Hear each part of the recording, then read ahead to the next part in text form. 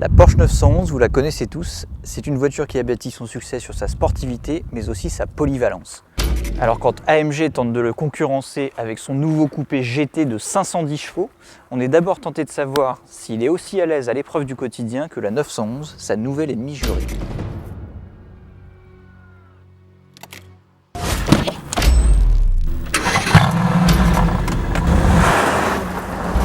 Au quotidien, on doit parfois faire des créneaux et la GT sait le faire, même si l'immense capot complique un petit peu l'exercice. Passer un dos d'âne à vitesse normale, l'AMG sait le faire sans faire frotter ses moustaches. Accueillir des bagages, la GT sait le faire aussi grâce à son coffre de 285 litres contre 125 litres seulement dans une 911. Pour emmener des amis à l'arrière, en revanche, la GT ne sait pas le faire car contrairement à la 911, la Mercedes est une stricte 2 places.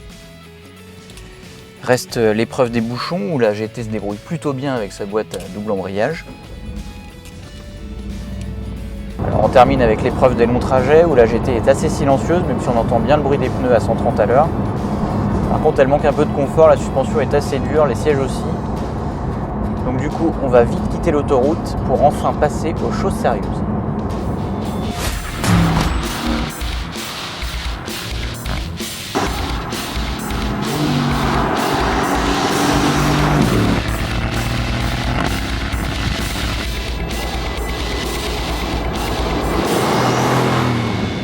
Avec cet AMG GT, on dispose d'un V8 plus petit que celui de l'ancienne SLS puisqu'il passe de 6,3 litres à 4 litres de cylindrée. Mais il est désormais suralimenté par 2 turbos, donc on ne perd pas en sensation, c'est même l'inverse, on gagne en performance. La poussée est bien plus franche dès 2500 tours et elle semble vraiment inépuisable jusqu'à la zone rouge. La boîte à double embrayage est aussi plus réactive, on gagne vraiment en rapidité à la montée comme à la descente des rapports.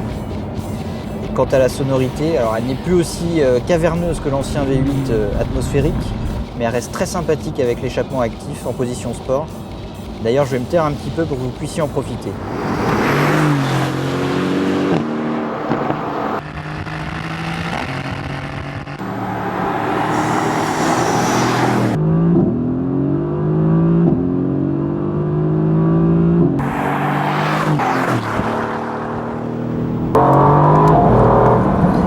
Avec 510 chevaux sur les roues arrière, on pourrait craindre que la AMG GT soit un dragster inconduisible. Et ben c'est pas du tout le cas. Le train avant se jette dans les virages, le freinage est quasi indestructible. Et ce qui est surtout impressionnant, c'est la motricité. Il est quasiment pas nécessaire de doser l'accélération en sortie d'épingle. Ça, avec l'ancien SLS, c'était pas vraiment le cas.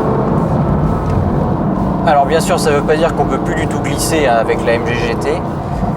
Si on veut s'amuser un petit peu, il suffit de débrancher l'antidérapage, de le passer en mode sport qui tolère un léger angle de dérive.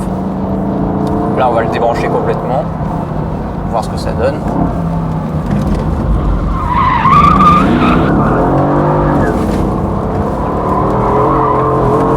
Ah, ça glisse toujours, il n'y a pas de problème. Bon, à l'arrivée, si la AMG n'a pas été aussi polyvalente que la Porsche, notamment en termes de confort ou de nombre de places à bord, elle a plus que rempli son contrat en matière de sportivité. Et ça nous promet des beaux duels dans le futur. Et avec une 911 à l'échelle 1 cette fois-ci, c'est promis.